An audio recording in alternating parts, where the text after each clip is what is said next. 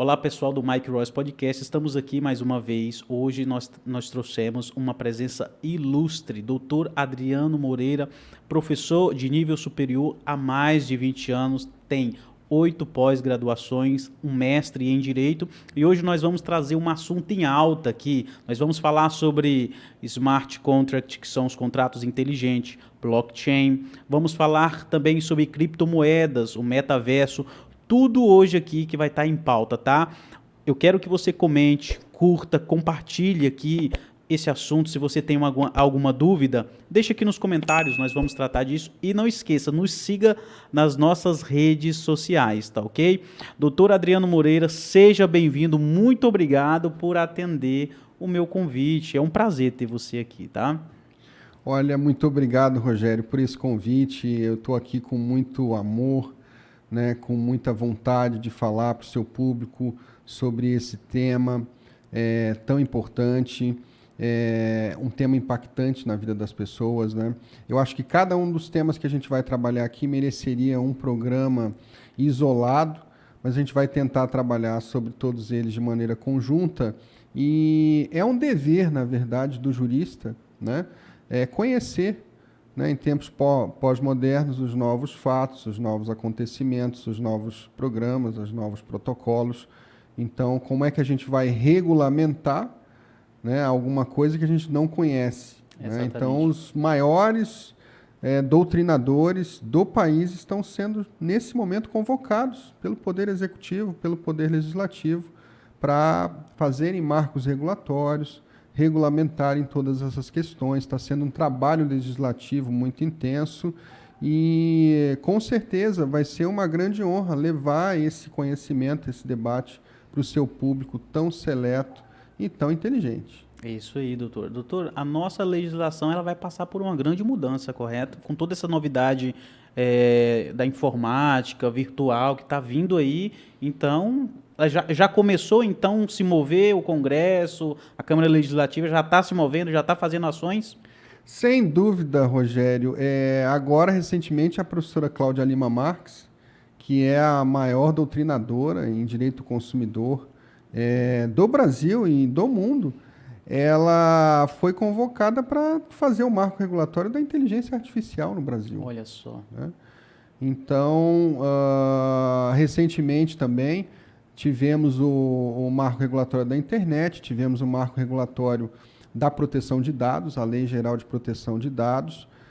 Então, há uma preocupação muito grande, né, com essa temática. E é o que eu sempre falo, quem pesquisa nessa área do direito está há 10, 15 anos, 20 anos à frente. Então, tinha temas que nós falávamos lá em 2005 e agora, né, que esses temas começam a entrar no cenário nacional, começam a realmente ser debatidos, né, pelas pessoas em âmbito nacional. Então, está todo mundo, né, no ensino fundamental, no segundo grau, nas universidades, querendo saber o que é blockchain, o que é criptomoeda, o que é metaverso, o que é inteligência artificial, o que é finança descentralizada, o que é internet das coisas e como é que isso afeta a vida das pessoas. Olha só, doutor, o senhor falando isso, essa preocupação toda, atualmente, apesar que há uns tempos atrás, não muito distante, isso era algo desdenhoso, não era tão levado a sério.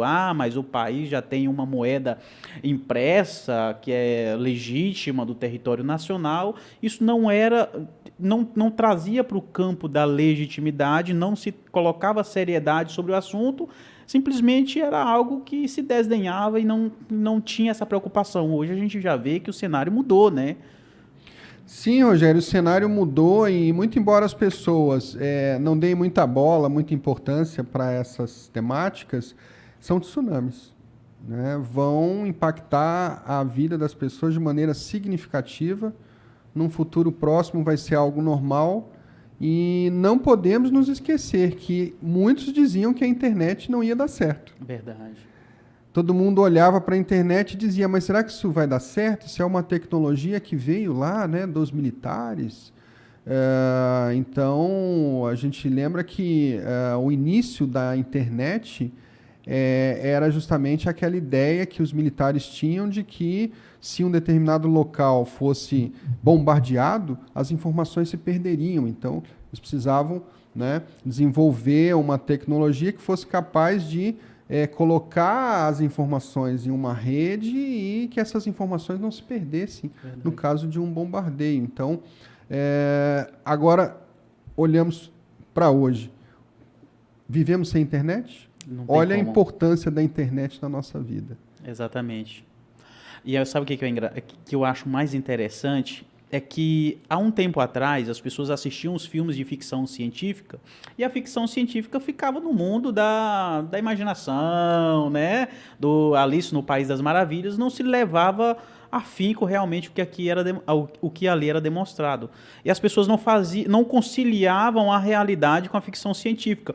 Hoje, uma ficção científica, mesmo que bem distante da nossa realidade, quando ela mostra algo, as pessoas passam a acreditar, já tem uma força de confiança no que aquele filme de ficção científica está mostrando. Antigamente mostravam coisas que se fala assim, é tão futurista, mas tão futurista que chega a ser algo irreal, né? Hoje já é diferente. Hoje, quando fala assim há um tempo atrás, se falava sobre a conversação através dos hologramas, as pessoas presentes se comunicando através de hologramas reais, e aquilo lá as pessoas já começavam, olha, rapaz, isso aí já é um presságio do porvir.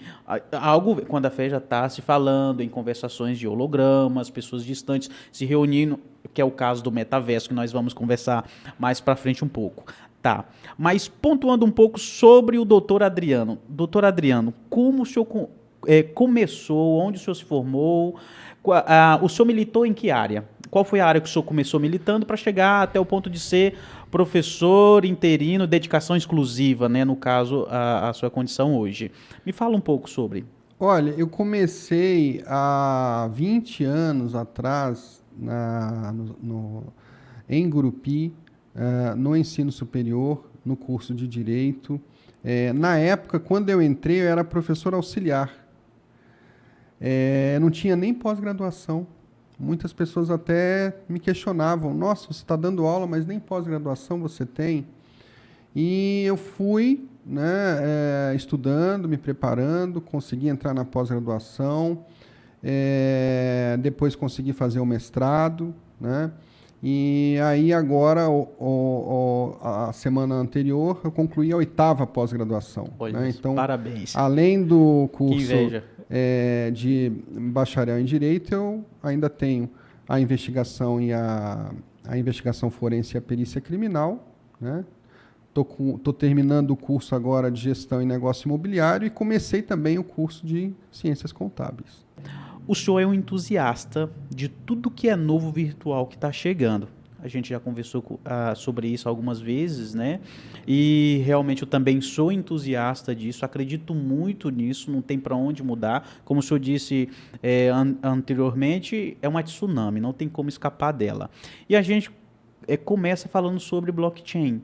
Como que essa tecnologia, o que o senhor acha que essa tecnologia pode interferir, como o Estado pode se organizar para acompanhar? Porque, querendo ou não, parece que a tecnologia vem, ela não quer saber da sua legislação, ela não quer saber como o seu Estado está organizado, ela simplesmente chega, se implanta, começa a trabalhar e toca marcha e vai para frente. Hoje tem essa preocupação do Estado, que o senhor já falou que já está fazendo leis, né? Mas como que funciona? É tão novo que as pessoas ainda estão procurando saber como ela funciona e o que é blockchain, na verdade.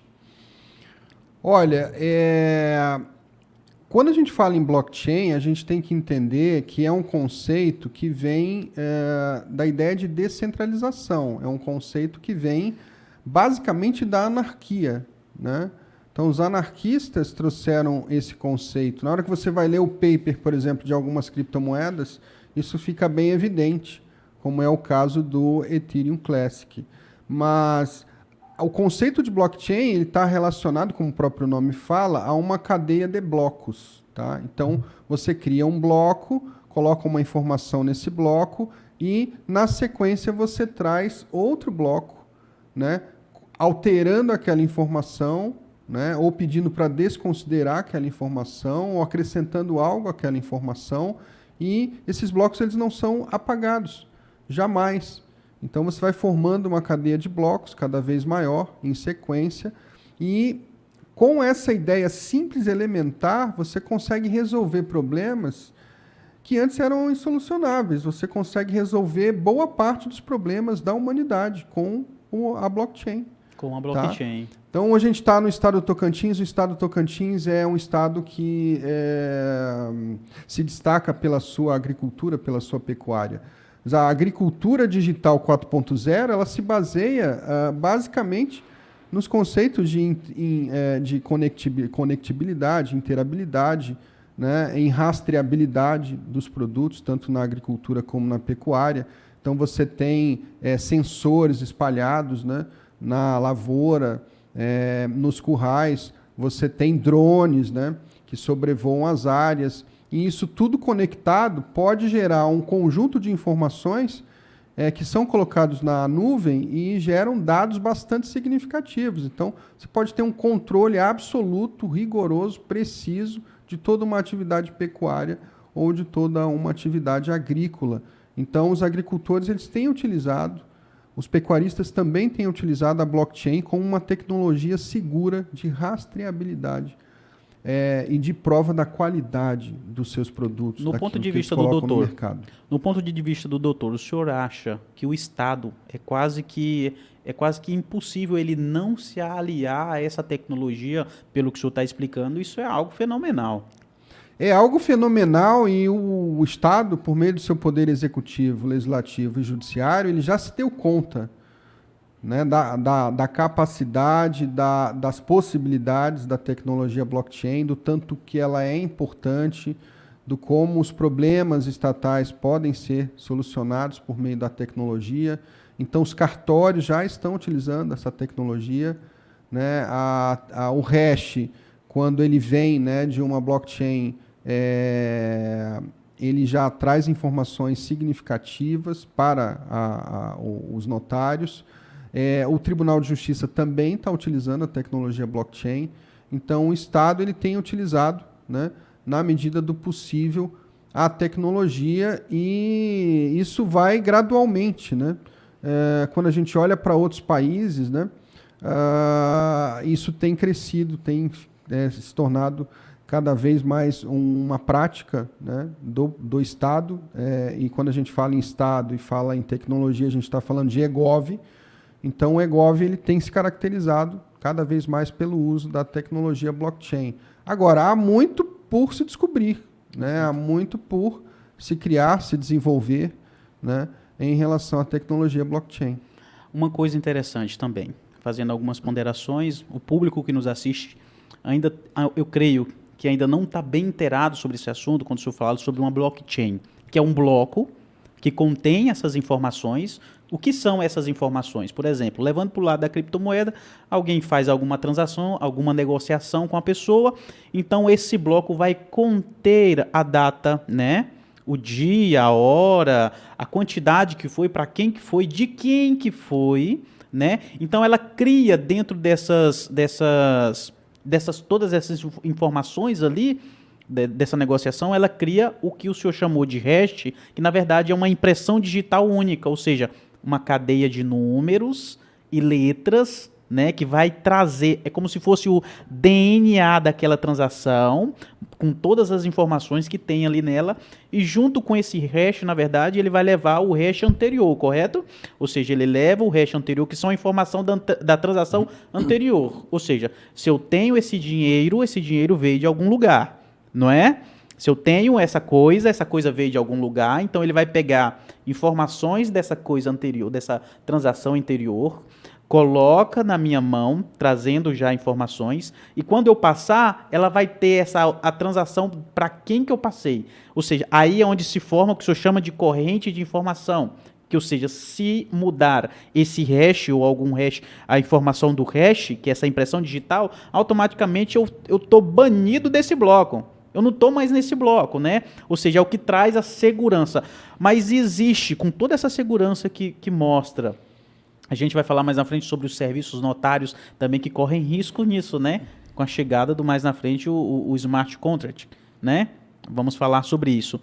Quais são os desafios que o blockchain traz para a nossa atualidade? Qual os desafios que o blockchain enfrenta? Essa é a pergunta.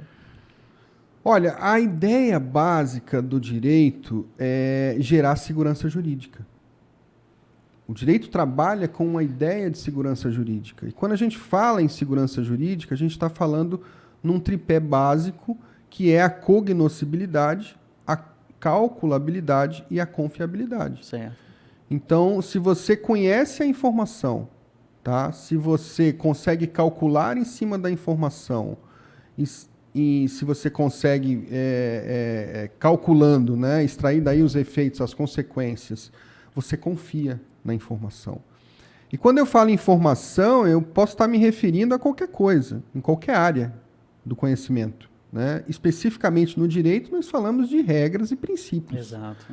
Então, na medida em que a pessoa conhece no direito as regras e princípios, né, que é a ideia de cognoscibilidade, de conhecimento, na medida em que ela consegue calcular em cima dessas regras e princípios e extrair daí as consequências, ela vai conseguir confiar no direito. Então, na medida em que a pessoa conhece o direito, em que ela calcula em cima do direito, ela confia no direito e nós temos, então, segurança jurídica.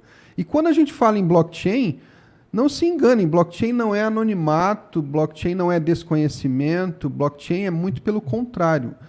É livro, razão, contábil, perfeito. A blockchain, ela passa a ressonância magnética, o raio-x, ela rastreia as informações, ela arquiva as informações de maneira muito precisa e muito detalhada. Então, eu poderia ter na blockchain um contrato. As pessoas hoje, elas têm um contrato de namoro ou um contrato de união estável, elas estão preferindo mandar essa informação para a blockchain, que vai ficar lá ad eterno, jamais sairá da blockchain, do que fazer uma escritura pública de união estável, por exemplo, em um tabelionato de notas. Quer dizer, as pessoas já estão preferindo mandar informações, contratos para a blockchain, do que utilizar um cartório, né, para armazenar esse mesmo tipo de informação. Então, a blockchain, pela sua característica, ela traz muita segurança jurídica. E é exatamente isso que a gente precisa no direito. Gerar a máxima segurança jurídica para todos. Eu li uma informação, doutor, e nessa informação, ela que está gerada na internet, em 1991, olha o tanto que é interessante o que o senhor está falando agora, em 1991, um grupo de pessoas que queriam criar um documento com as informações digitais de segurança a ponto que, a posteriori, elas não pudessem serem modificadas. E dessa ideia se cria o blockchain, né? Ou seja, eles precisavam de um documento quase que notarial. Um documento notarial. Nasce aí, que é em 2008, né, em 2009, que entra o Sakamoto, como é que é o nome dele? O Satoshi Nakamoto. Satoshi Nakamoto, que ninguém sabe se é um homem ou se era um grupo de pessoas que atrela a ideia do Bitcoin naquilo que já era existente, que era o blockchain, né? E para o direito, o que ele muda na estrutura do direito brasileiro, da nossa legislação, blockchain? Ele muda muita coisa? Como é que vai ficar isso? Eu acho que não muda, eu acho que aperfeiçoa. Espetacular a sua resposta. Faz evoluir, né? Porque já que a blockchain ela consegue gerar segurança jurídica, e é o que nós queremos no ordenamento jurídico, no Estado democrático de direito, a blockchain ela pode alterar a realidade, né? Trazer uma transparência, né? Uma publicidade, né? E, ao mesmo tempo, um controle.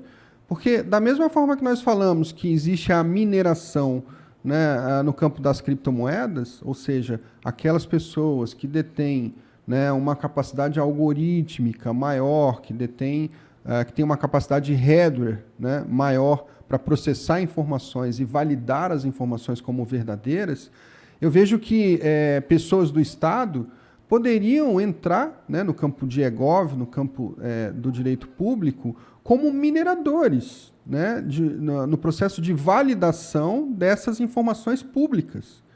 Então não teria problema nenhum eu considerar um conselheiro do Tribunal de Contas, ou um promotor de justiça, ou mesmo um notário, como um minerador que atua, né, na blockchain para a validação de informações que são públicas, que são do Estado e que interessam a todos. Então, a blockchain ela traz essa ideia absoluta de transparência, de publicidade, de veracidade das informações e de tornar essas informações indeléveis, perpétuas, e isso traz muita segurança. Porque, veja bem, imagine você um cartório pegando fogo. Imagine você um banco central, né, sendo demolido ou implodido. Então, na medida que você fala em centralização de informações, há esse risco, né, das informações se perderem por alguma razão. E a blockchain não contempla esta possibilidade.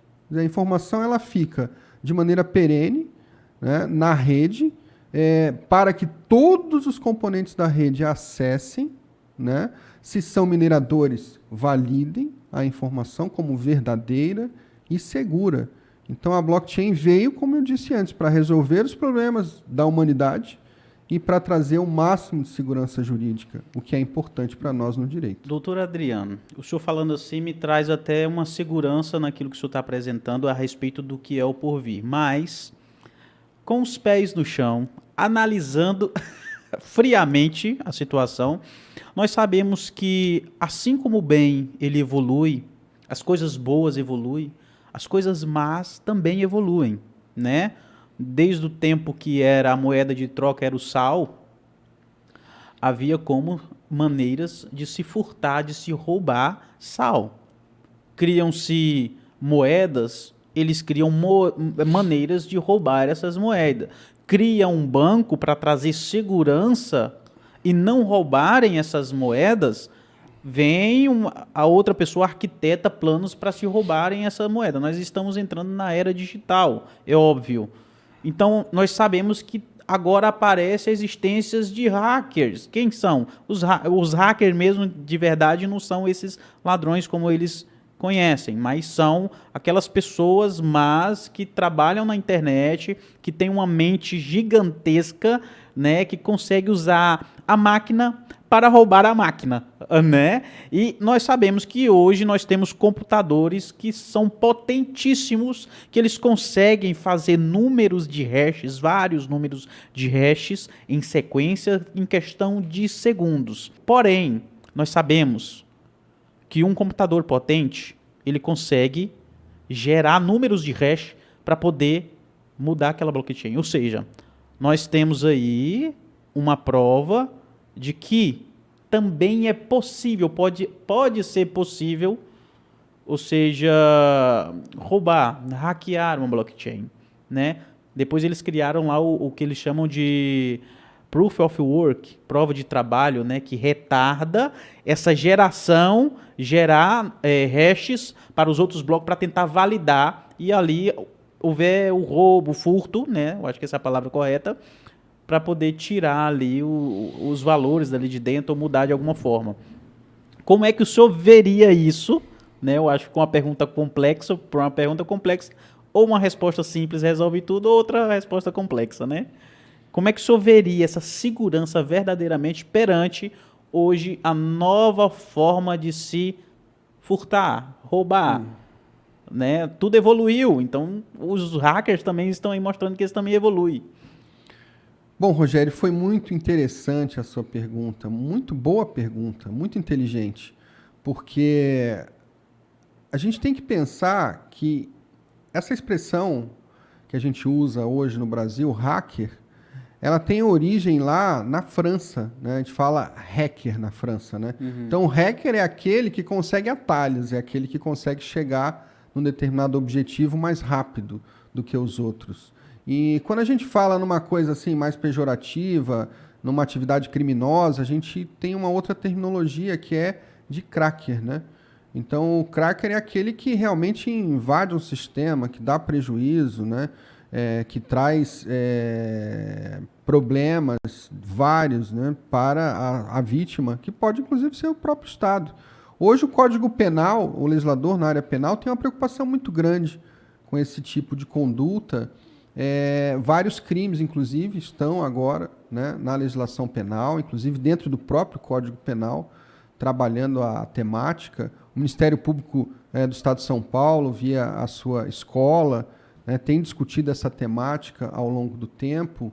E quando a gente traz essa discussão para o campo da blockchain, a gente pode chegar à conclusão de que é muito pouco provável que isso vá acontecer. Por quê? Porque são inúmeras validações de informações que acontecem, né, e por vários mineradores que atuam na rede. São vários mineradores que atuam na validação da informação, e essa validação não ocorre uma vez, ela ocorre várias vezes, né? Então, se você tem uma maioria, né, uma maior parte dos mineradores que atuam em validação, validando essa informação, a maioria, né, já traz, né, uma segurança em relação à informação que está na blockchain. A gente poderia trabalhar essa possibilidade, né, de uma informação inverídica, falsa, né, ou às vezes um hackeamento, um prejuízo para alguém, quando a mineração é feita por uma única pessoa, né? Então, imaginar essa possibilidade que uma pessoa só vai atuar como mineradora na rede toda, quer dizer, é algo muito pouco provável. Muito pouco provável. Tanto é que é altamente recomendável que as pessoas, quando façam transações na blockchain, elas esperem um determinado período de tempo, né, para que as validações ocorram em sequência, várias vezes, e aí se tem, então, a absoluta certeza de que aquela informação na blockchain é segura. Então, na medida em que as pessoas esperam o tempo adequado, elas vão ter a máxima segurança possível. Ótimo. Doutor Adriano, perfeito. Doutor Adriano, as pessoas... Agora, sim. Desculpa, eu queria só complementar essa ideia para dizer o seguinte. A gente está a tratar de uma temática que é muito nova. Exato. Muito nova. Então, eu fui surpreendido outro dia com uma sessão, né, do Senado norte-americano. Então, estavam os senadores dos Estados Unidos da América, numa comissão de agricultura, a discutir sobre blockchain e criptomoedas. E estavam, Rogério, completamente perdidos em relação à temática. Completamente perdidos. Eu faço questão de deixar o link aqui para os espectadores do MyCross Podcast. Vai ficar aí, ó, nas descrições do vídeo, tá, no YouTube, tá ok? Então, os seus espectadores terão acesso a esse link, né, dessa sessão específica do Senado norte-americano. E foi uma discussão que me chocou muito, porque eu não esperava, né, um país, né, como aquele... Primeiro mundo, né? De primeiro mundo, trazendo uma discussão no Senado sobre blockchain e criptomoeda, e os senadores... sem entender nada sobre o tema. Uma senadora entrou e disse, olha, tivemos um crash né, do mercado imobiliário em 2008, isso impactou a vida das pessoas de maneira significativa, então temos que tomar cuidado, né, com as criptomoedas, isso pode impactar de maneira significativa a nossa economia. E um outro senador disse, não, no meu estado, no Texas, as pessoas querem negociar produtos, né, e serviços em criptomoeda. E elas me perguntam o que é o BTC, o que é o Ethereum, e eu não sei dizer o que é. Eu não sei explicar, né, o conceito, a natureza jurídica. Nós temos um problema aqui no país de cognoscibilidade, de conhecimento, né? A gente está levando essas informações para as crianças, os adolescentes, os adultos jovens, as pessoas na escola estão estudando sobre criptomoedas, sobre blockchain. A gente precisa gerar segurança jurídica, né, para o jurisdicionado, para a população. Então, é uma preocupação do governo norte-americano com essa temática. Temos que deixar isso de maneira que seja facilmente compreendido por todos os cidadãos norte-americanos. o Estado se atentar para isso não gera assim uma certa insatisfação? A pergunta não gera uma certa insatisfação das pessoas que acreditam tanto nisso? Porque falando em criptomoedas, blockchain, logo isso nasce com a percepção de descentralização. Ou seja, se está descentralizado, é porque as pessoas não querem que o governo esteja ali em cima, cobrando, taxando, sabendo para onde vai, de onde veio, agora me dá aqui o imposto de renda. Porque, na verdade, essa é a expectativa da pessoa. Uma moeda descentralizada, né? Só que agora ela começa a ganhar tanta força, mais tanta força, e boa parte da finança passa a ir para lá, e o Estado começa agora a se preocupar e querer agora legislar, colocar as regras, para possivelmente, qual é a primeira coisa que o Estado quer? Tributar. O tributo. Tributar, ele quer tributar. Peraí, tá valendo? É muito? Ixi, é valioso assim? Me dê minha parte. Ah, mas você nem acreditava em mim. Não quero saber, você tá valendo, me dê minha parte. Então, será que não vai gerar uma insatisfação muito grande aí? Não é por isso que está surgindo tantas outras moedas que não fazem parte dessas corretoras agora que existem, que são essas corretoras que, se o governo precisar de alguma informação, chega nessas corretoras de criptomoeda e ela tem que passar as minhas informações.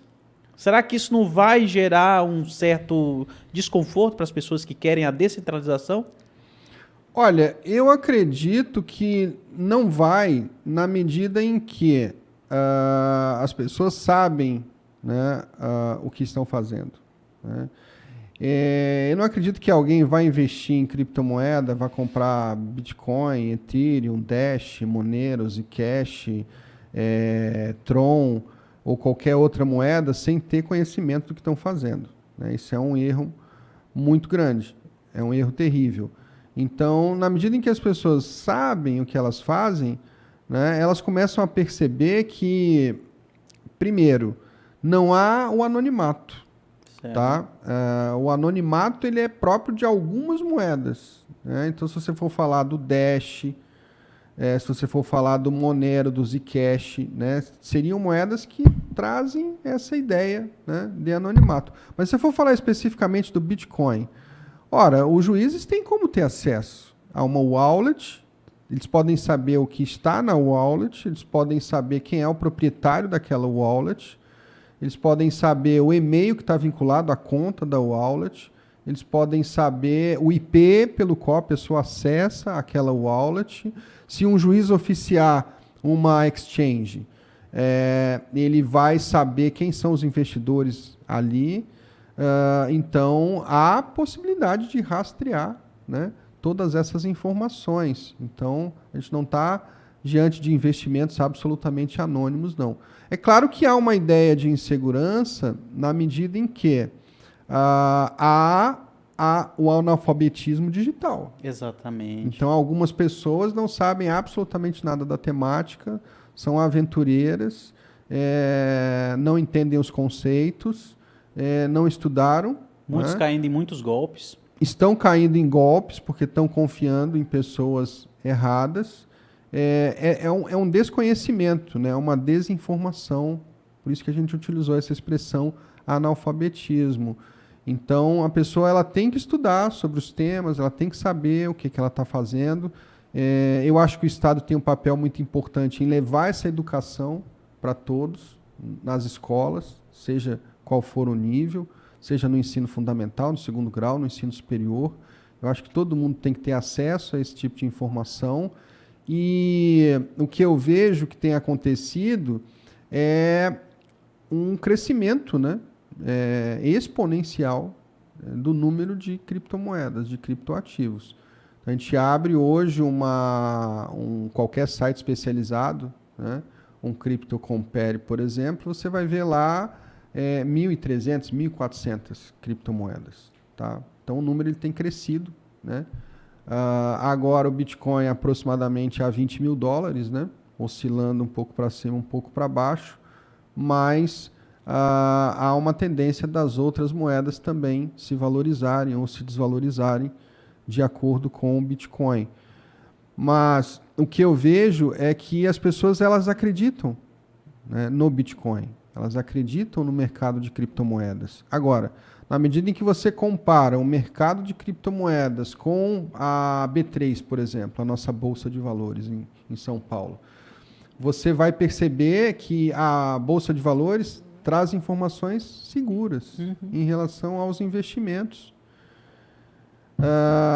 Na hora que você compara pagamentos e transações feitas em criptomoedas, em exchanges, com o sistema de pagamentos do Brasil, o Brasil tem um dos mais seguros sistemas de pagamento do mundo.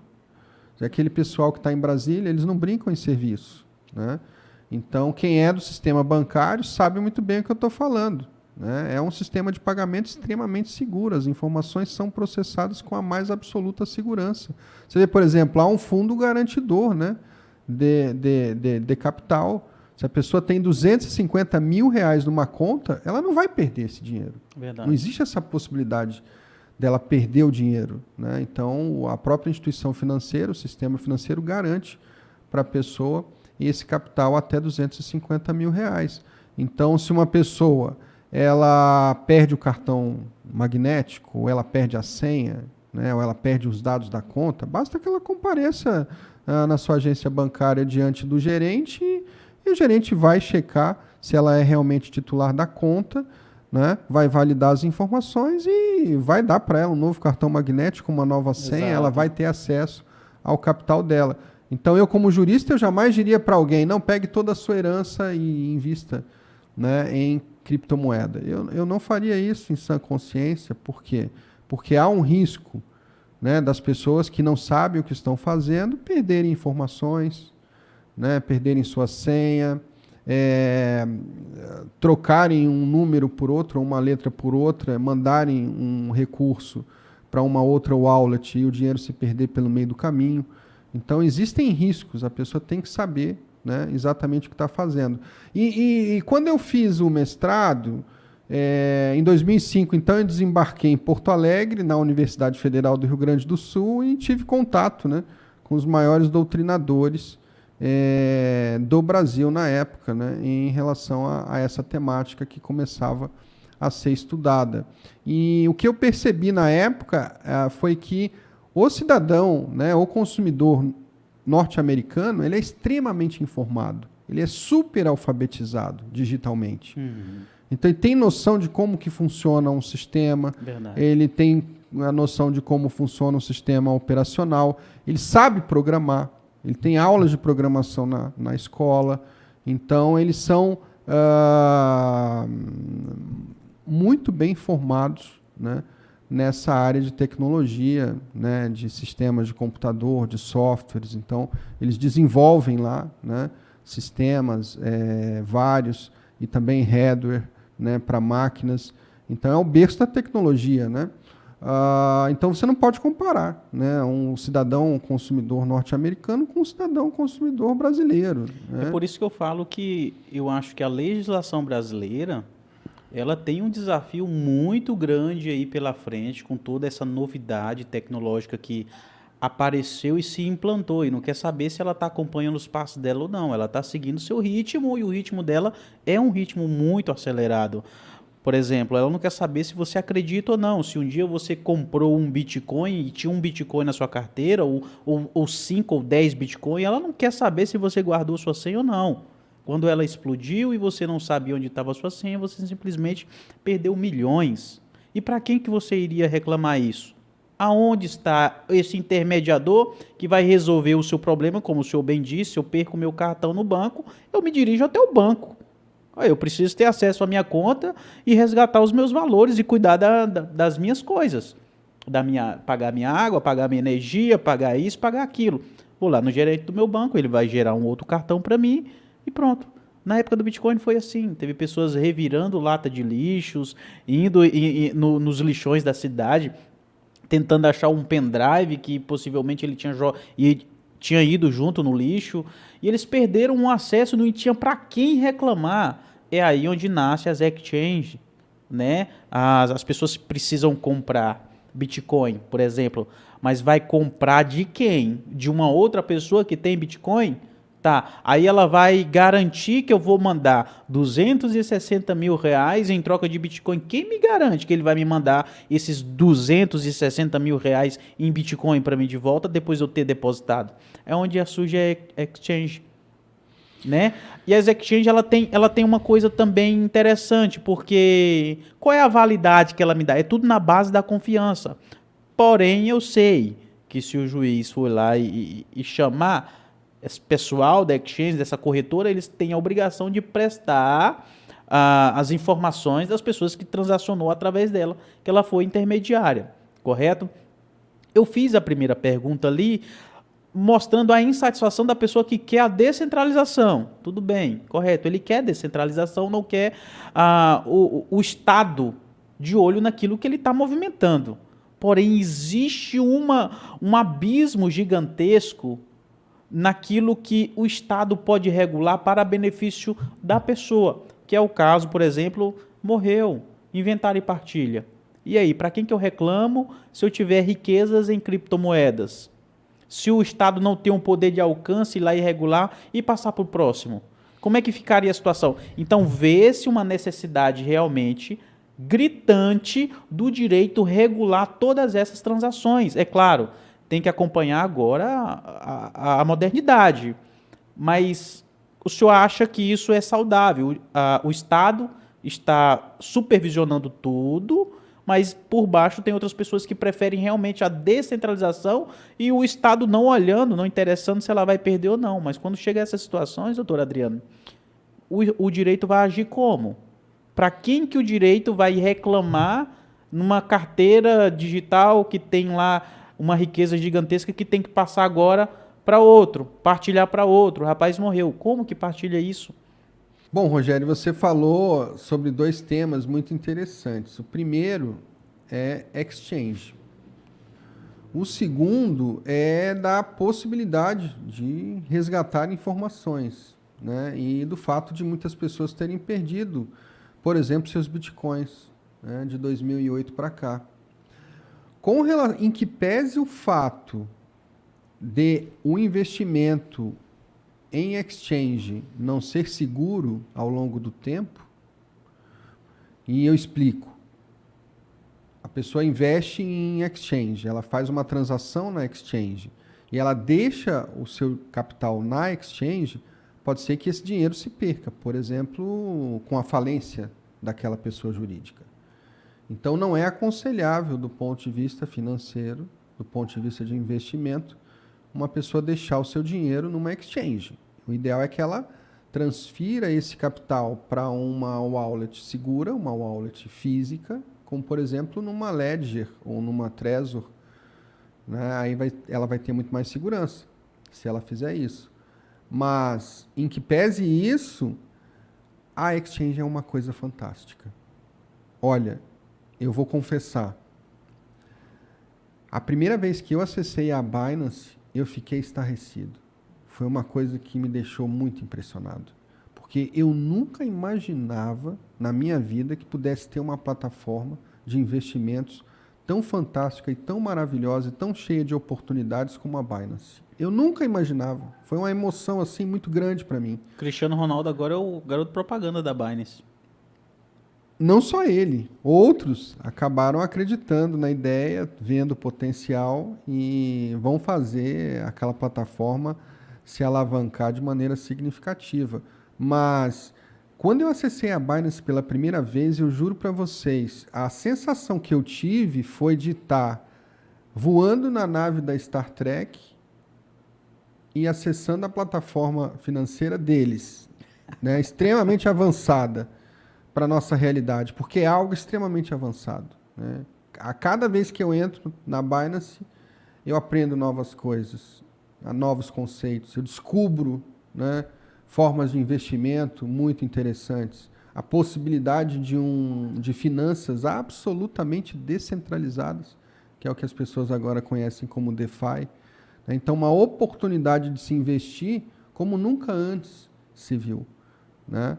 Uma possibilidade de investimento absolutamente fantástica, a possibilidade de você fazer um Pix, mandar o seu dinheiro para a Binance, imediatamente carregar a sua carteira em bitcoins, mandar os bitcoins para a África, para os Estados Unidos, para o Canadá, para Portugal, as pessoas receberem lá de maneira instantânea.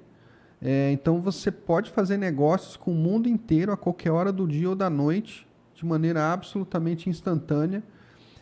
Para você ter uma ideia, eu conversava com a minha prima, ela mora em Portugal, na cidade de Porto. E eu conversava com ela e dizia: Juliana, eu estou zangado, estou muito triste, porque eu não posso mandar o meu dinheiro para você. Se eu quiser mandar o meu dinheiro para você, eu tenho que ir no banco, tenho que fazer um SWIFT, eu tenho que pagar R$80 do SWIFT, e eu não sei se o funcionário do banco vai preencher as informações de maneira correta. Pode ser que o SWIFT volte. Então, isso demora 2, 3 dias para processar. Então, eu estou conversando com você aqui por videoconferência, eu mando um PDF para você, mando um e-mail, mas eu não consigo mandar o meu dinheiro. E isso me assusta, isso me apavora, isso me entristece. E quando eu comecei a negociar, depois dessa conversa, depois de algum tempo dessa conversa, quando eu comecei a negociar em criptomoedas em 2017, eu liguei para a Juliana e falei: Juliana, você tem uma carteira de Bitcoin? Você tem uma wallet? Ela falou: tenho. Vamos fazer uma experiência aqui agora? Eu vou mandar para você o equivalente a R$100 em Bitcoin. Você vai receber aí, vai converter Bitcoins em euro e vai comprar uma pizza e vai tomar um vinho por minha conta. Aceita a experiência? Na hora. Eu peguei, carreguei a minha carteira, mandei o dinheiro para ela, via Bitcoin, ela recebeu, alguns minutos depois, transformou em euro e foi lá e comeu a pizza e tomou o vinho do Porto. E ficou extremamente feliz. Tanto eu como ela. A gente viu a possibilidade de usar uma tecnologia para transferir o dinheiro a qualquer hora do dia ou da noite, com um custo muito baixo. E é engraçado, doutor Adriano, que a característica das moedas, das criptomoedas, elas não pertencem a território nacional nenhum. As características delas são essas, que se tudo convergir para que as pessoas transacionem sempre em criptomoedas, talvez possa ser agora também uma das preocupações do Estado. Porque a moeda não é do Estado. A moeda, ela transcende as barreiras. O Bitcoin, ele não vale só aqui. O Bitcoin não é Bitcoin só aqui. Ele é Bitcoin em qualquer parte do mundo. E parece que a característica das criptomoedas são essas. Entende?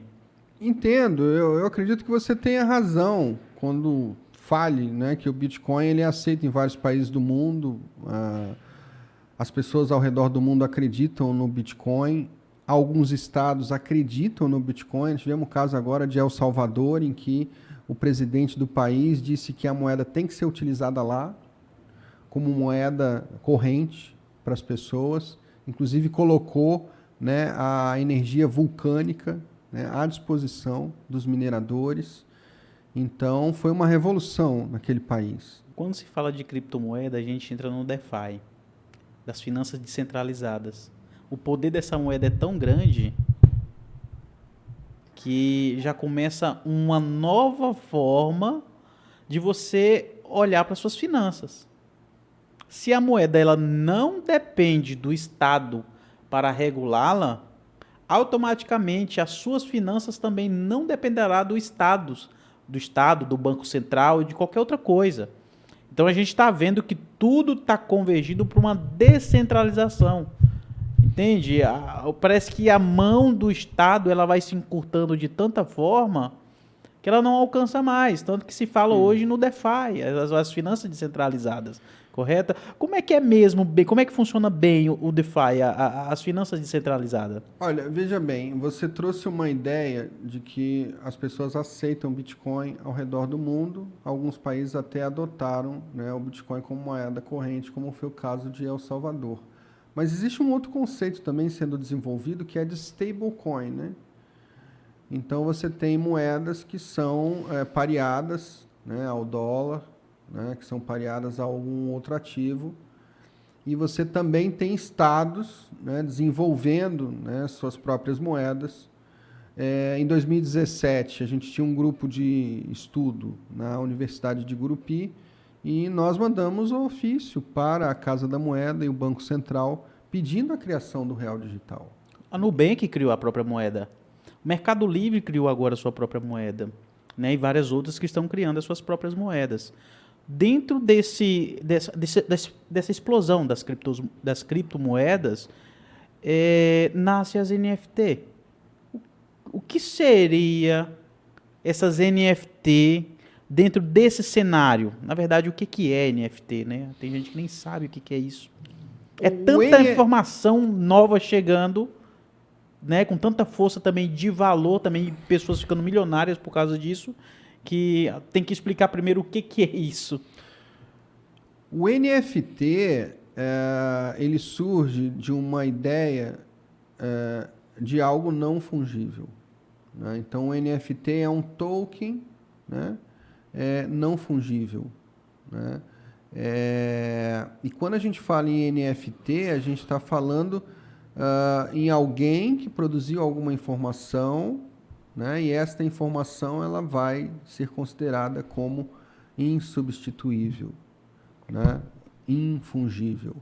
Então, alguém faz uma imagem, né, e esta imagem será infungível, insubstituível, né? Alguém faz um quadro, né, e esse quadro será considerado infungível, insubstituível. Então, alguns NFTs são negociados por cifras incríveis. Exatamente. Na internet. Basta, por exemplo, que uma personalidade, né, um grande jogador de futebol, ou uma atriz, um ator, compre um NFT para que ele se valorize de maneira exponencial. Não poderia considerar como um investimento realmente seguro, né? Pode ser que um NFT se valorize muito e depois se desvalorize também. Exato. De maneira significativa.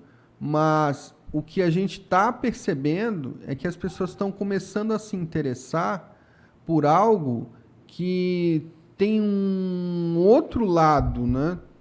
Então é uma moeda com duas faces, né? Na verdade, não é só aquela questão, eu tenho o NFT e eu paguei $500 mil pelo NFT e é apenas uma imagem. É apenas a imagem de um personagem, quadrinho, não é? É um cachorrinho, não é? É um macaco. Não é só isso, né? Há uma outra ideia bastante significativa por trás do NFT, que é um grupo de pessoas que tem aquela imagem, que, portanto, vai ter acesso, né, a peças teatrais, a shows musicais, vai ser considerado como VIP em um determinado evento. Então, você não tem apenas um NFT, você faz parte do grupo de pessoas que tem aquela espécie de NFT. Então, é um cartão... Chamadas coleções. Exato, é um cartão de apresentação. Exatamente. É como se fosse uma segmentação, né, no campo social. Então, alguém que chegue com um cartão de uma determinada linha de segmentação de um banco vai ser reconhecido, né, como alguém diferente. E alguém que tenha um NFT, por exemplo, na sua foto de perfil, né, vai ser reconhecido pelos outros, né, como alguém que faz parte daquele grupo que tem aquele NFT.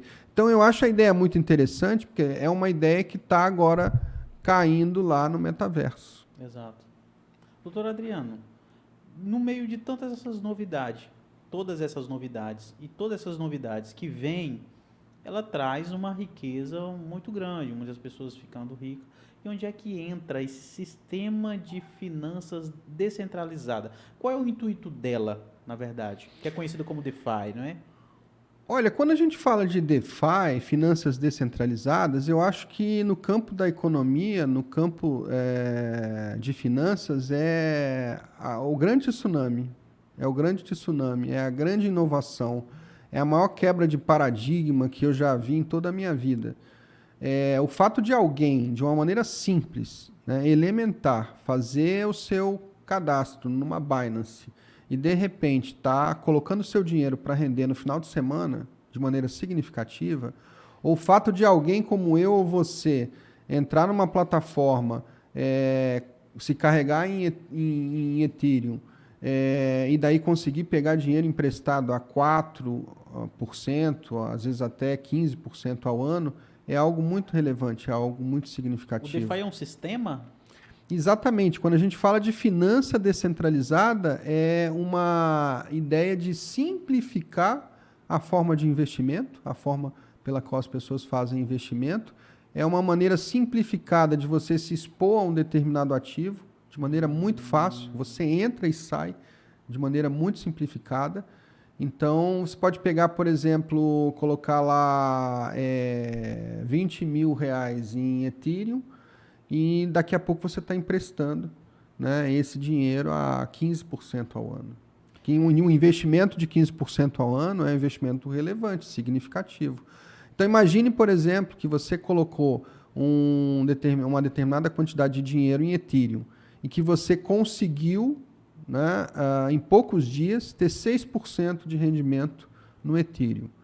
Então você vai deixar o seu Ethereum como garantia. A plataforma vai liberar para você stablecoins, tá? Em dólar, por exemplo, a DAI, ou SDC, ou SDT, e você vai ter o mesmo capital que está bloqueado lá para você poder fazer o que quiser. Olha então, você conseguiu gerar 6% em poucos dias e você vai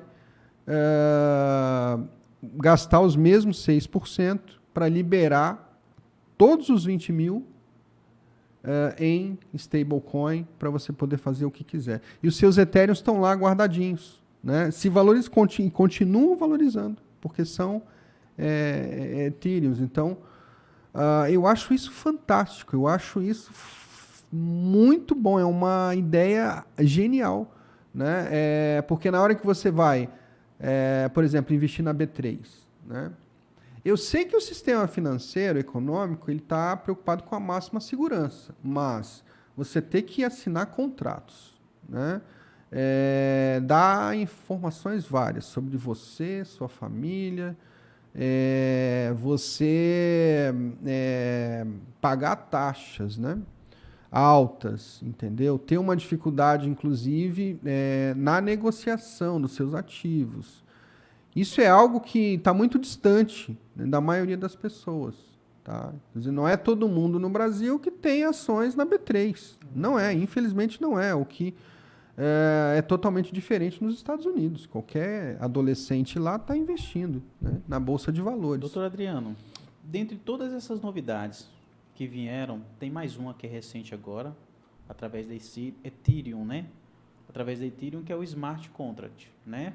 Que é uma forma aí de tentar tirar um terceiro, né, e as duas pessoas conseguir fazer a negociação entre elas dentro dos seus acordos ali que eles estabelecem, né?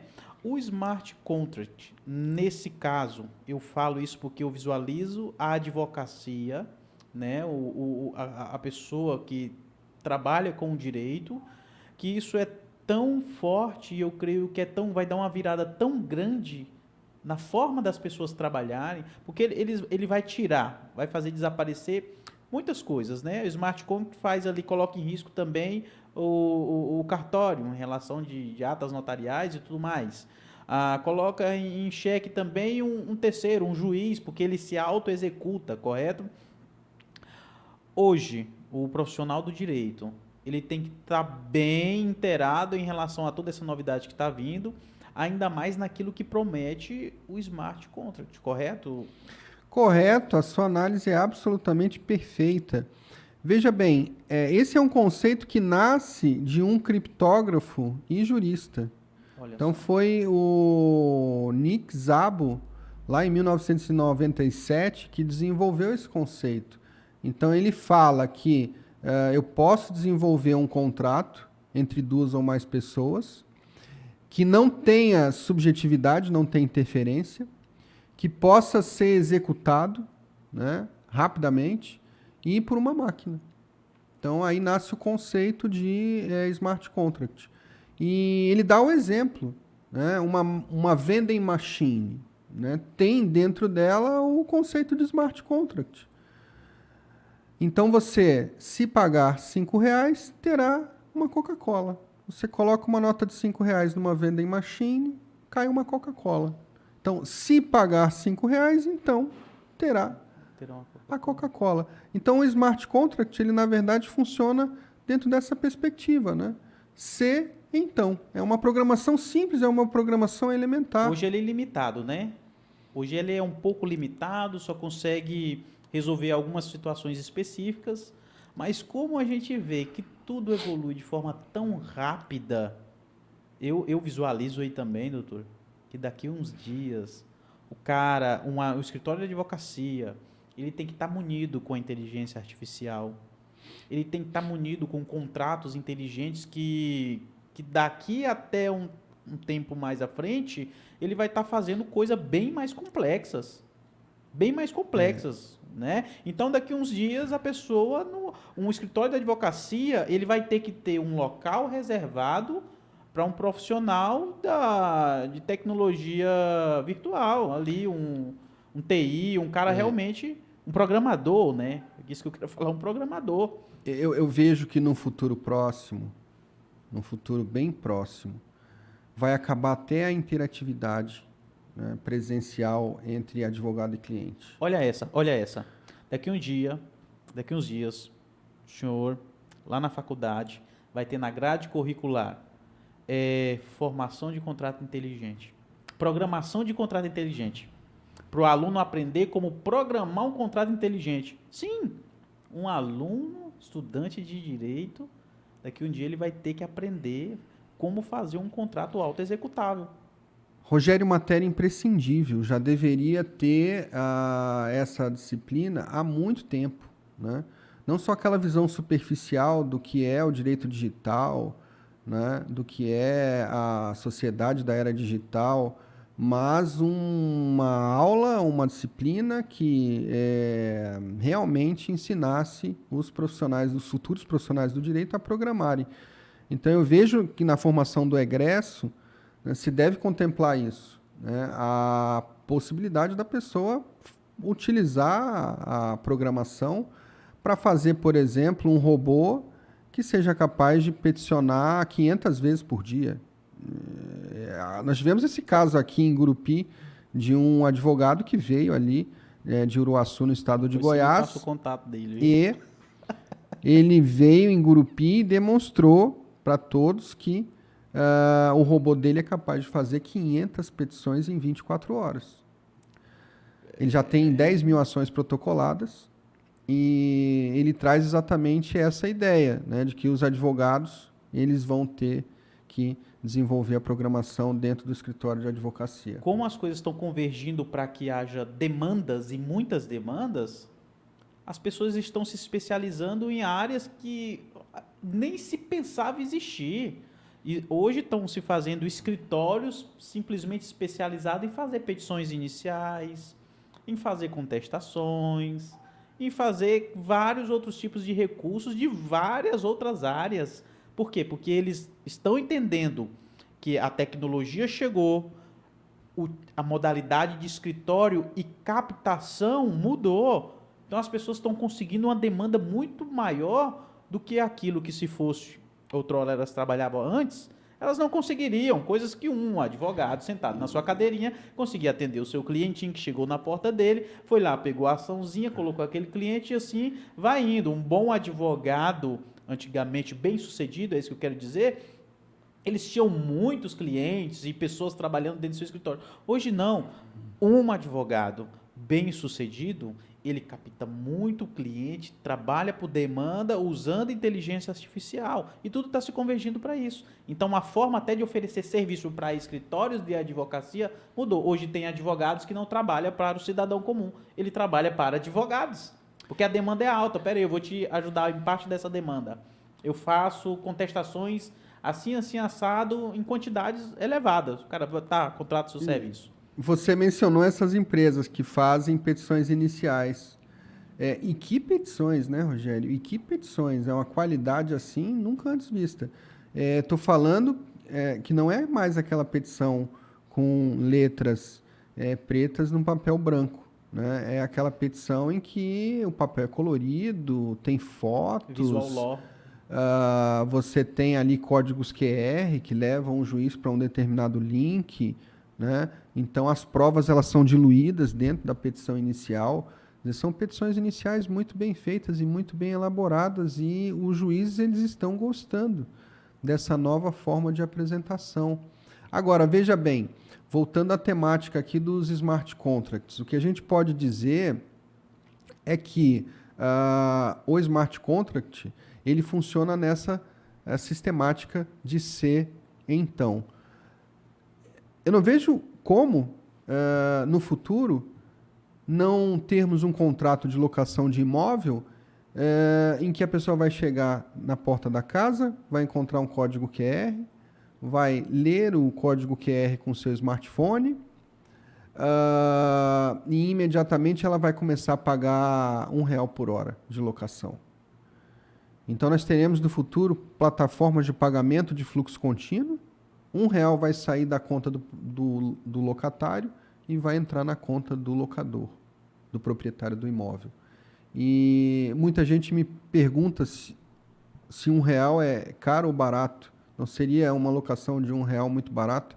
Não, na medida em que você multiplique, né, R$1 por 24 e depois multiplique por 30, chegando em R$720. Então, é isso que eu estou falando, da possibilidade via smart contract, via contrato inteligente, das pessoas negociarem por segundo, por minuto, por hora.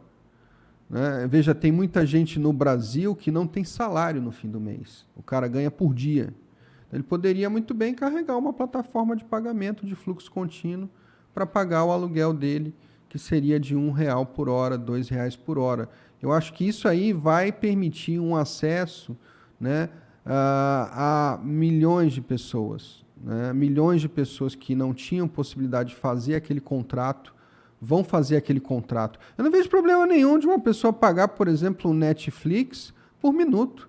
Nossa, saiu a minha nova série lá do Netflix, ela tem 50 minutos o episódio, então eu vou pagar em criptomoeda, não é, uma fração correspondente àquele valor por minuto, 50 minutos, e vou assistir a minha minissérie, a minha série favorita.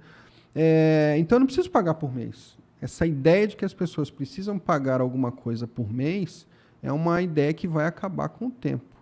Né? E o smart contract permite isso, e as criptomoedas facilitam essa ideia na medida em que são divididas em 8 casas decimais. Olha só.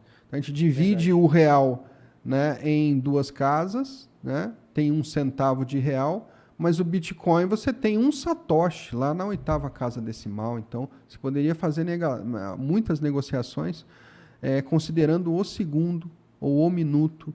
Isso aí vai mudar significativamente o panorama dos contratos no Brasil e no mundo. Doutor Adriano, existe uma oportunidade muito grande, várias oportunidades muito grandes que está acontecendo por causa dessa grande evolução que se implantou e está acontecendo, né?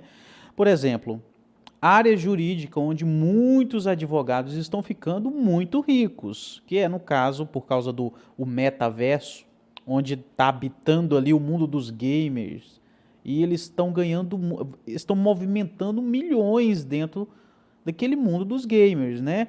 Que é os metaversos que são os mais conhecidos, que são os das plataformas dos jogadores de videogames, né? E como está tendo essa mudança, e as pessoas precisam hoje se atentar que o direito hoje ele está fazendo uma reciclagem muito grande. as pessoas que são analfabetas em relação ao mundo digital, ou elas se apressam, ou a engrenagem está indo tão rápido que elas não conseguem seguir o bonde. Mas para as pessoas novas, os jovens agora, que eu vejo sempre muitas pessoas querendo fazer concurso público. Né? Concurso público, faz direito para fazer concurso público. Mas a minha visão é diferente a respeito disso. A pessoa está fazendo direito, é um jovem. A tecnologia vindo assim tão quente na mão dele, tudo tão novo, uma reciclagem aparecendo, tudo, o vento está a favor dele. E ele não consegue ver essa grande oportunidade que está acontecendo. Por exemplo, é o que acontece hoje nos chamados metaversos, as oportunidades de você advogar as causas, as várias causas, inclusive falta profissional para isso. Correto? Corretíssimo. Quando a gente fala do metaverso, é outro tsunami.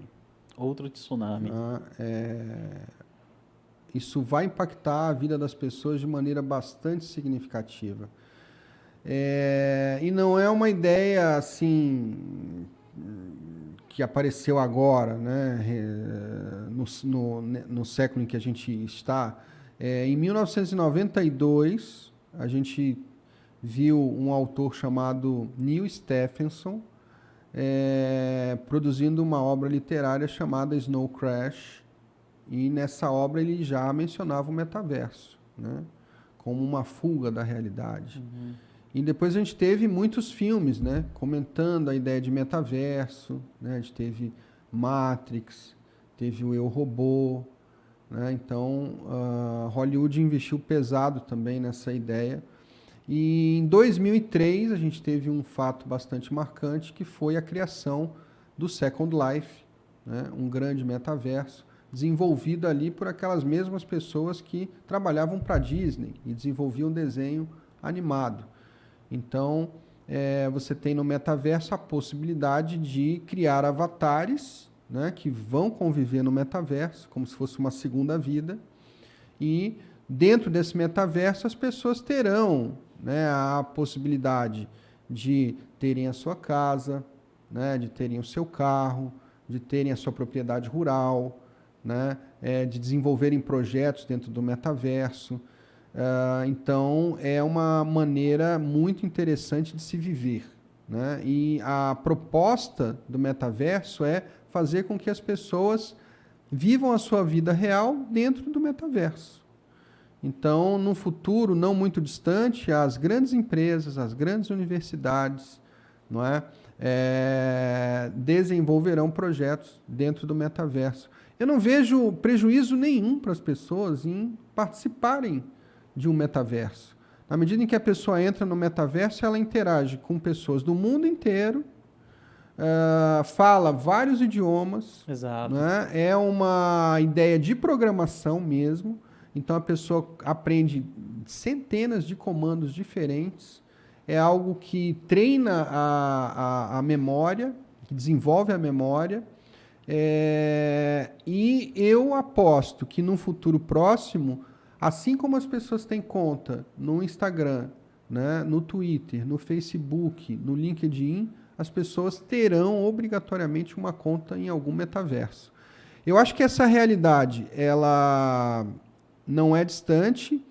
Eu acredito que o metaverso só não é mais acessado porque a maioria das pessoas não tem uma internet ultra rápida e não tem hardware, né? Não tem Exato. Placa gráfica, não tem memória na sua máquina. Inclusive até o Facebook, nesse momento, está muito preocupado, né, em desenvolver um metaverso que seja acessível para todos. Abriu 15 mil vagas para programadores que queiram trabalhar metaverso no Facebook.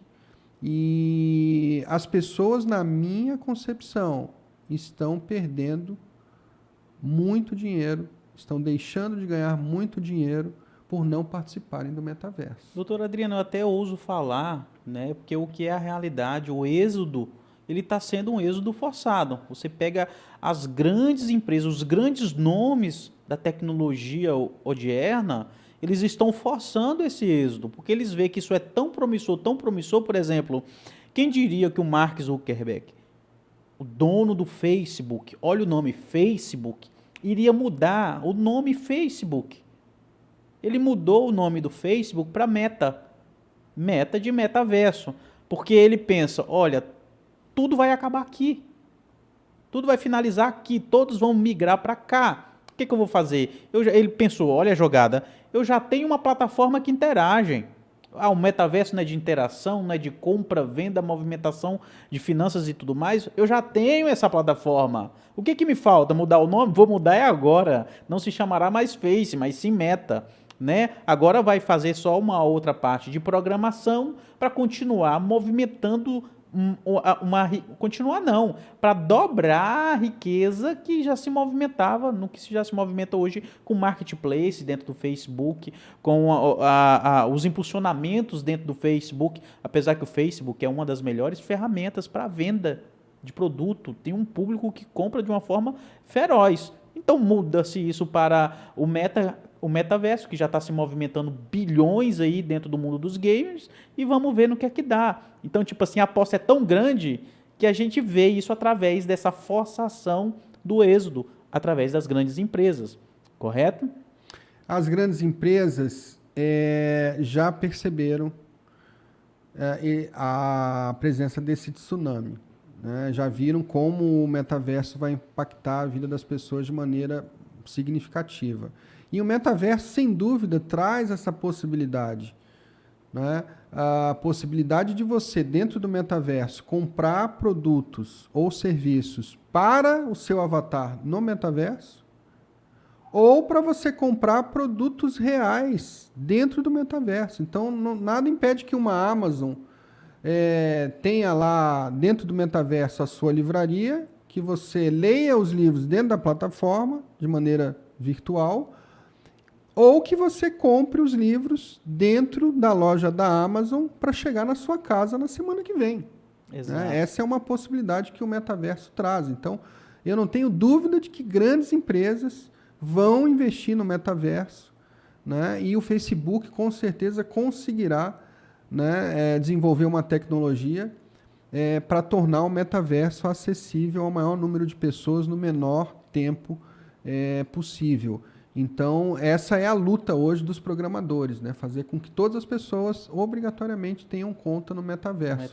Então, o metaverso, Rogério, o metaverso ele traz possibilidades fantásticas, né? De ensino, de negociação de produtos. Olha, o pessoal da República Tcheca, o pessoal da França, o pessoal da Alemanha, o pessoal dos Estados Unidos, do Canadá, eles estão ganhando muito dinheiro, estão alavancando o capital de maneira significativa, porque a pessoa faz um paletó, né, ou faz uma blusa feminina, ela vende a blusa, o paletó dentro do metaverso por apenas R$5, e no dia seguinte ela vê que vendeu 1.000 unidades e caiu R$5.000 na conta dela. Exato. Aí ela acredita realmente no potencial do metaverso. Aí ela monta uma loja. Não é um paletó, uma blusa. Ela vai vender dezenas, centenas de produtos na loja e as pessoas no mundo inteiro vão comprar. Isso eu estou falando de roupa, porque tem as pessoas que vendem carro, que vendem avião, que vendem casas, que vendem prédios. Né? Então imagina a pessoa que vende lá uma aeronave por R$100. Num dia ela vende 1.000 aeronaves. Num dia ela vende 1.000 aeronaves. Então, eu estou falando de algo que vai fazer as pessoas alavancarem o capital de maneira significativa. A pessoa faz um show musical dentro do metaverso. Ah, mas ela vai ganhar o dinheiro do jogo. Tudo bem, mas o dinheiro do jogo, o dinheiro do metaverso, se transforma em dinheiro real. Você converte ele em dólares e coloca na sua conta real. Da mesma forma que você pega o dinheiro real e converte em moedas, né, da plataforma. Então, hoje a gente tem múltiplos metaversos, mas o Facebook, agora Meta, acredita que no futuro poderemos ter um único metaverso. Da Meta, né, atualmente Facebook. Então, veja o potencial do metaverso. Né? Eu insisto nessa ideia.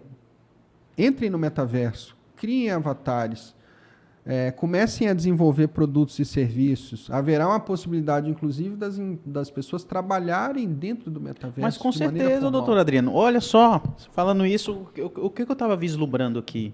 Um escritório de advocacia dentro do metaverso. O que vai acontecer?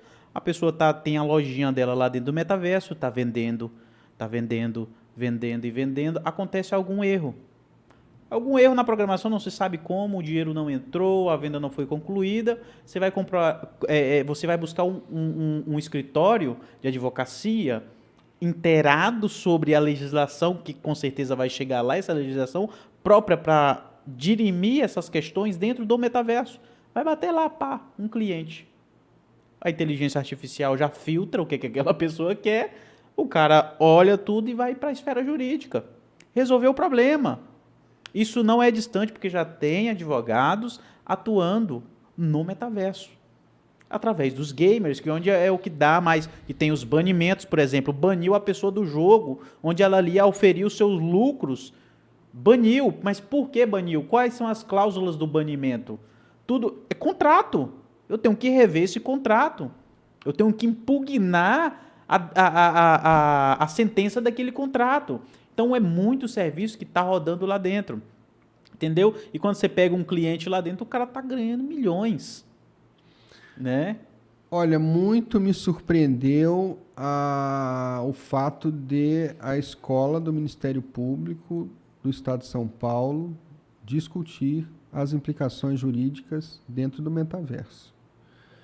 Eles fizeram essa discussão, me chamou bastante a atenção, e é verdade, os metaversos têm a sua própria legislação interna e bastante complexa. Não é fácil compreender essa legislação. Agora, o que acontece dentro do metaverso tem implicações jurídicas? Tem. Isso é claro.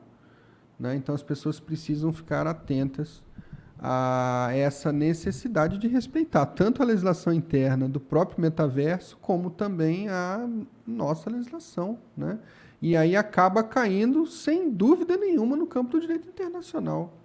Sem dúvida nenhuma. Né? Porque na medida em que um brasileiro interage com alguém do Japão, com alguém da Arábia Saudita, com alguém da República Tcheca, com certeza haverá implicações aí ligadas ao direito internacional. Doutor Adriano, tudo que a gente conversa aqui sempre implica um pouco da segurança jurídica, né? Só que como a gente fala de segurança jurídica e a gente está colocando em pauta metaverso, smart contract, tantas outras coisas que também engloba a segurança cibernética. E dentro dessa pauta de segurança cibernética, me vem algo à mente, que está em alta, né, no nosso território nacional, que a gente está em época de política, as coisas estão fervilhando e nasce-se a pauta de novo. Falou segurança cibernética, nós tem algo aí que tem a ver com internet e tudo mais, né? Porque lança os dados pela internet, faz a transação de dados, que é a urna eletrônica. No ponto de vista do doutor, a segurança cibernética em relação à urna eletrônica, realmente ele traz essa segurança para o território nacional? O senhor acha que... É claro, a gente está entrando na era da modernidade cibernética. Então não seria também aprovar que isso faria parte desse pacote? A votação pela urna eletrônica, ou o senhor vê muita fragilidade aí? Porque eu sei que o senhor é escritor de um livro e o senhor é um crítico da urna eletrônica, correto? Correto, Rogério. Eu gostaria de dizer para os seus espectadores, que são muito inteligentes, é um público realmente muito seleto, que a blockchain resolveria todos os problemas do nosso sistema eletrônico eleitoral.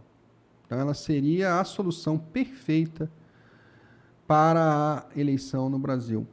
Então, a gente está se encaminhando, né, para uma disputa eleitoral. O povo brasileiro está dividido, né, e o que vai validar a nossa eleição é um sistema eletrônico eleitoral que, para mim, poderia ser todo estruturado em blockchain. Uma ideia simples, elementar. Por exemplo, quando a gente fala em criptomoeda, a pessoa que é proprietária de um Bitcoin, ela vai mandar o Bitcoin para o A ou para o B. para o wallet do A ou para o wallet do B. Ela vai escolher, né? E ali, instantaneamente, ela vai fazer uma transferência, né, desse Bitcoin da carteira dela para a carteira A ou para a carteira B. Você poderia considerar o voto um token. Então, nós teríamos aí, por exemplo, no segundo turno, se tiver lá o Bolsonaro e o Lula, a gente poderia considerar um token para cada eleitor, e aí o eleitor mandaria o token dele ou para a wallet do Bolsonaro ou para a wallet do Lula. Simples assim, elementar assim, tudo validado pela blockchain, com segurança, com transparência. E detalhe, acabou a eleição, agora, no segundo seguinte, está tudo validado, tudo perfeito. E seguro, as informações podem ser acessadas, entendeu? Então você pode trabalhar a inviolabilidade do voto, o sigilo do voto, tudo dentro da blockchain de maneira segura. Isso já foi provado cientificamente em vários países. E o que é que eu tenho para falar do sistema eletrônico eleitoral brasileiro? É passível de fraude. É passível de fraude. Nós temos uma urna eletrônica de primeira geração. É uma urna que já foi rejeitada em vários países, né? Na Índia, quando o pessoal se deparou com essa tecnologia, eles colocavam voto, tiravam voto por Wi-Fi, por Bluetooth. Foi uma piada, né? Foi uma piada. Outro dia lá no LinkedIn, um engenheiro da NASA, ele comentou, né? Como é que o Brasil tem um sistema eletrônico eleitoral tão fajuto, né? Tão passível de fraude. A Argentina tem uma urna eletrônica de quarta geração. Olha só. Tem urna eletrônica na Argentina, mas é de quarta geração. É um sistema perfeitamente auditável. Eu vi funcionando, é maravilhoso o sistema eletrônico eleitoral argentino. Então, quando a gente fala dessa possibilidade de fraudar as urnas eletrônicas, isso realmente foi demonstrado por inúmeras pessoas, peritas na área de informática. Nós tivemos realmente algumas fraudes que ocorreram no Brasil.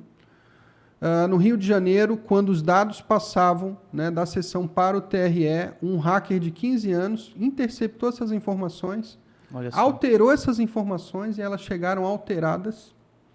Vários técnicos que atuavam junto ao TRE do Maranhão denunciaram essas fraudes.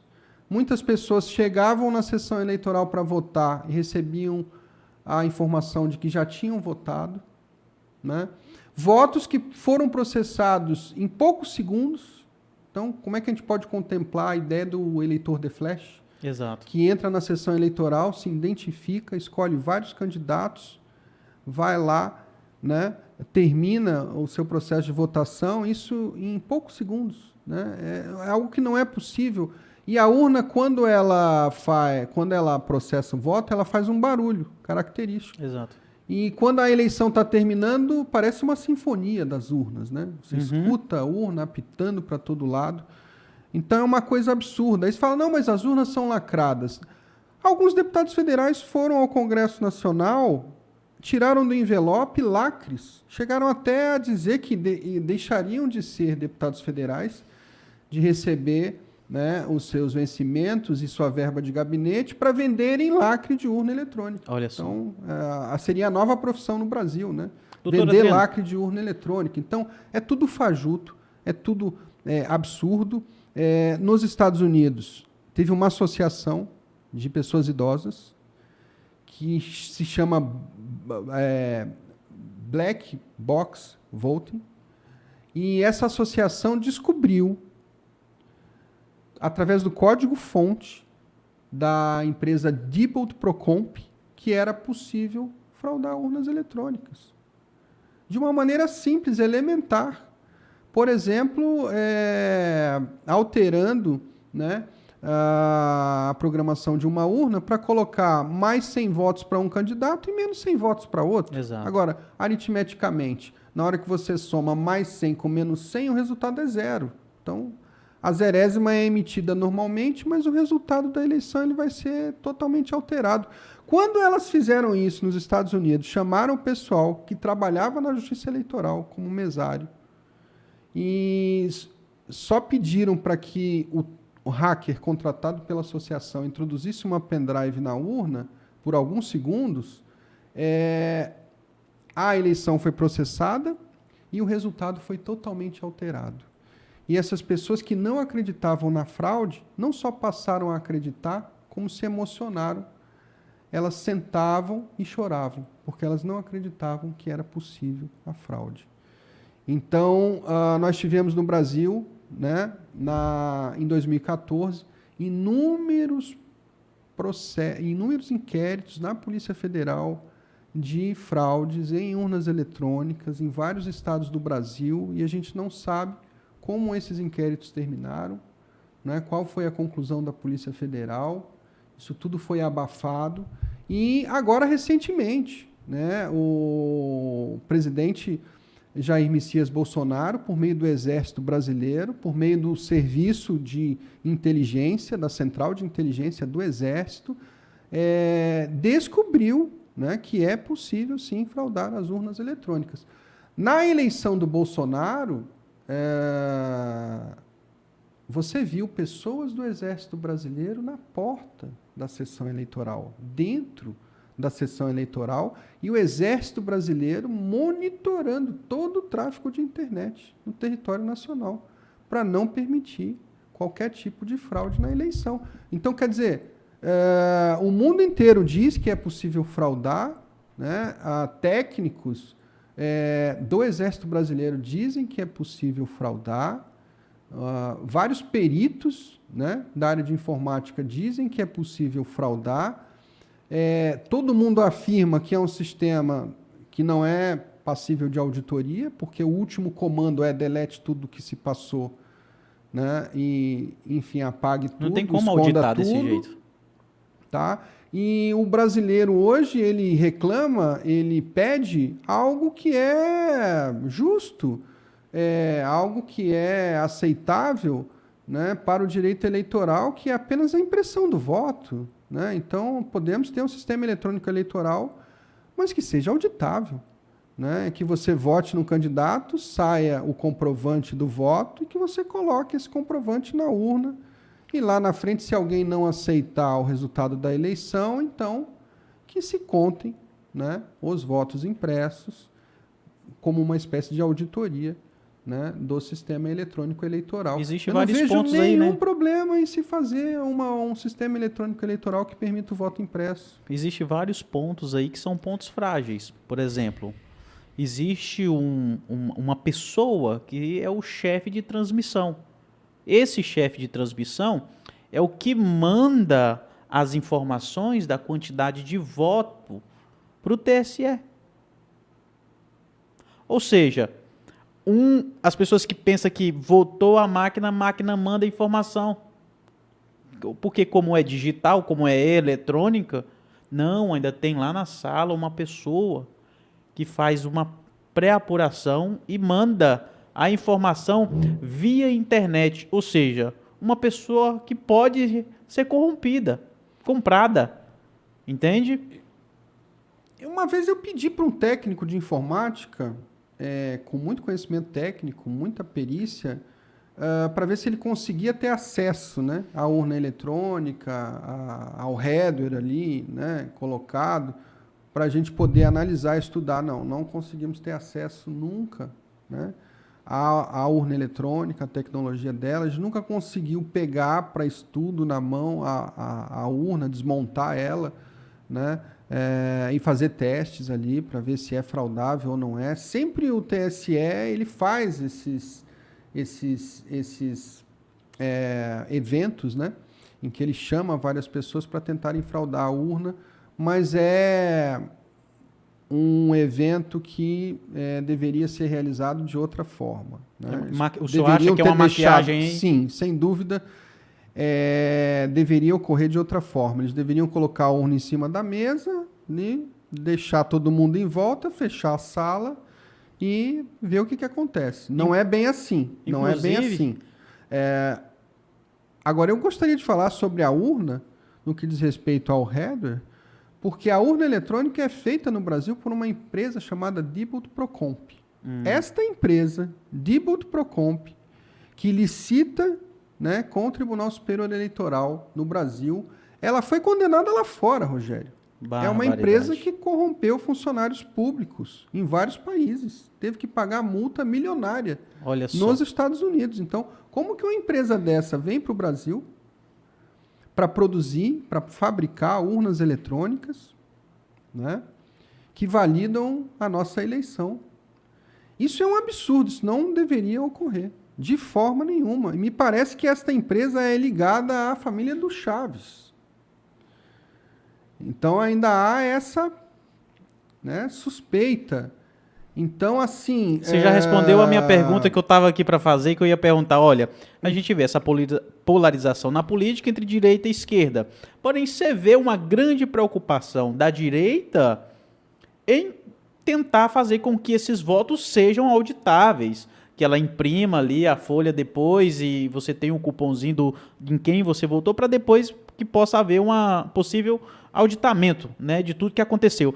Porém, a esquerda já é sabido de todos que pleiteia, que milita, que a urna eletrônica, que a tecnologia e que é bom e que todos foram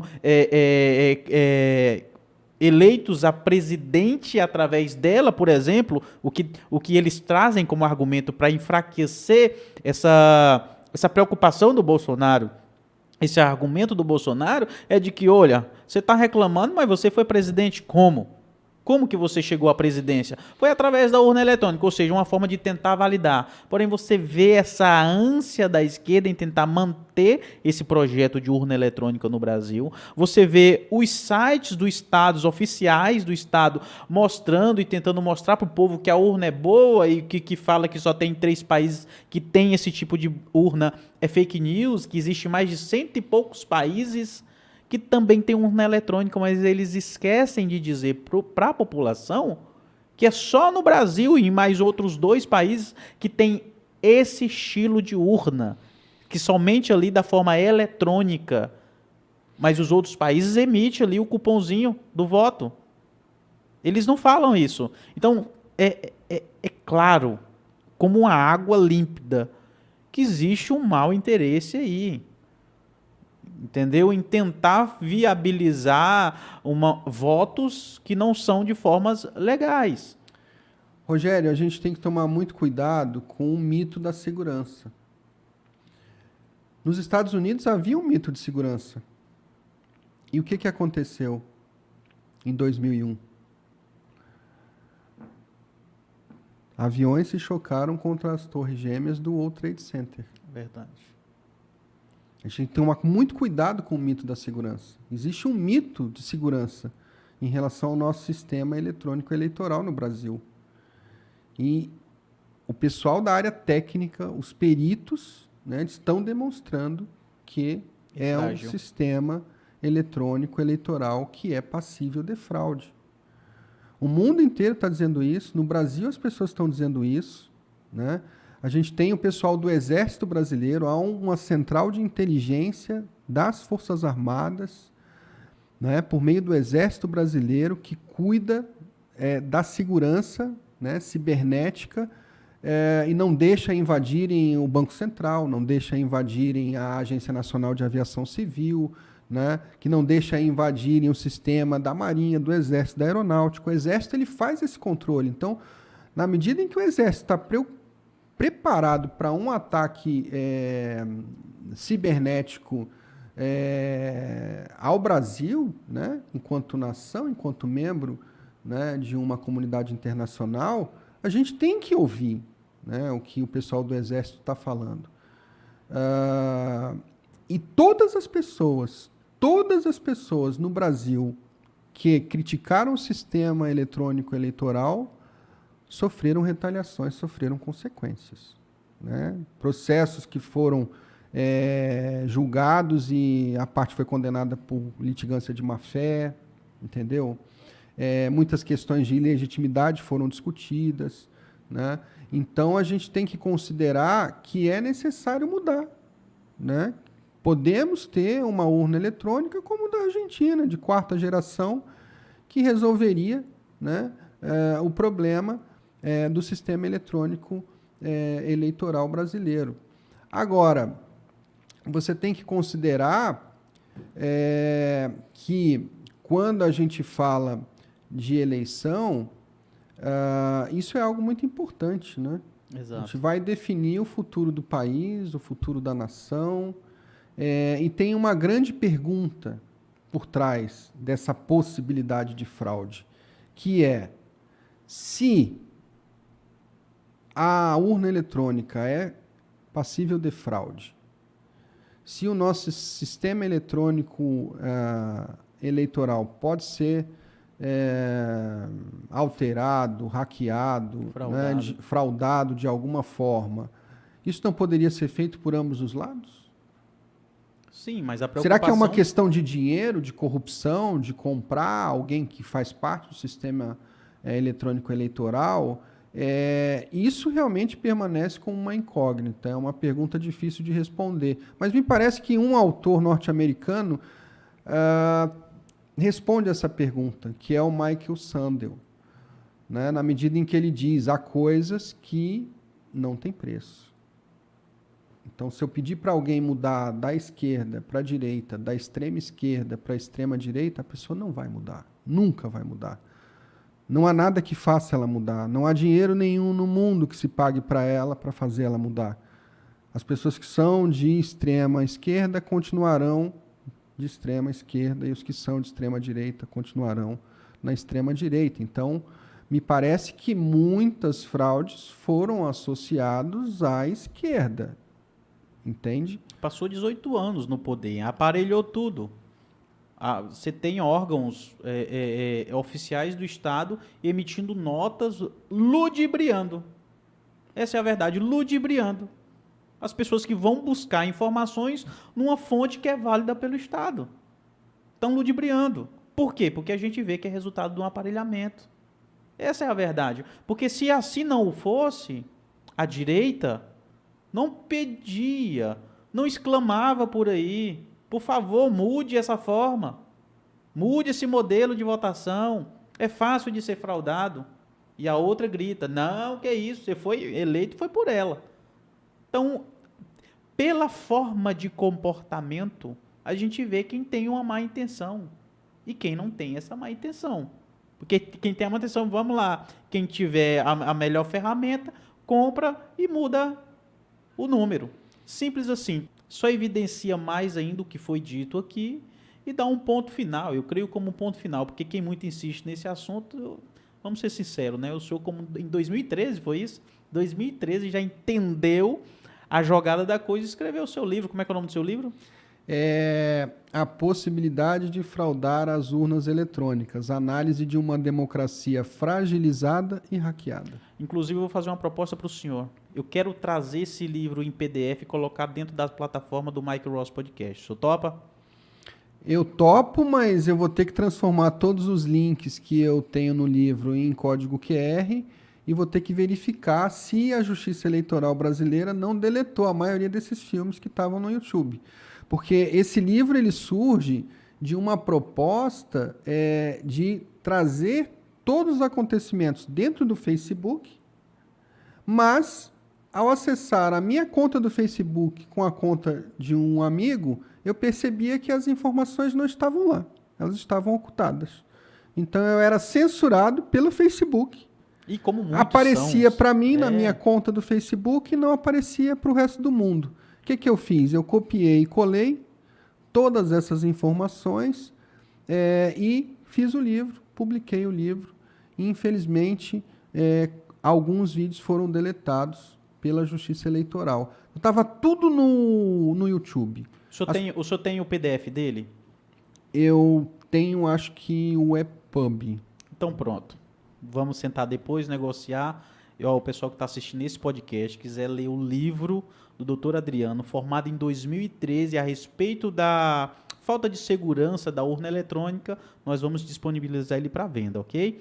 Doutor Adriano, eu agradeço muito pela sua presença aqui. Eu creio que o senhor vai estar aqui mais vezes. Nós vamos tratar de inúmeros assuntos aqui. É uma honra ter o doutor aqui, o mestre em Direito, o doutor que é tão temido na Universidade Unig, porque eu sei que a forma do senhor empenhar o saber é de uma forma diferenciada. E o aluno que não quer nada com nada, ele vai temer mesmo. Isso é de praxe, isso é de verdade. Muito obrigado por estar aqui. Eu te agradeço. O bate-papo foi maravilhoso. Obrigado, viu, doutor Adriano? Olha, eu é que agradeço, Rogério, a abertura do podcast. Fiquei muito feliz, né, com esse convite. Pode me chamar sempre. Vamos tratar dos assuntos mais significativos, mais impactantes.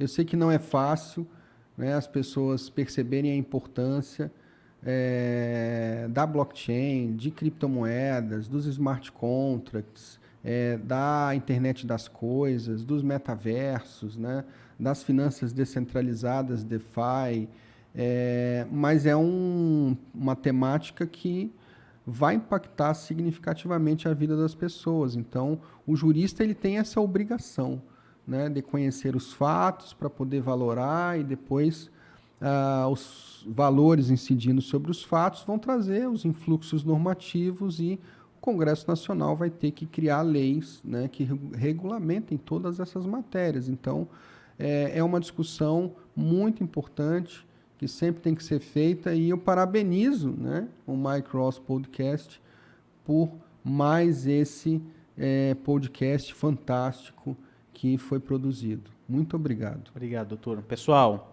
comente, compartilha, siga as nossas redes sociais. Por favor, deixe um comentário abaixo desse vídeo se acha que tem algum assunto dessa área que precisa ser tratado com mais profundidade, ou você tem algum parecer a respeito do assunto, contribua com a gente.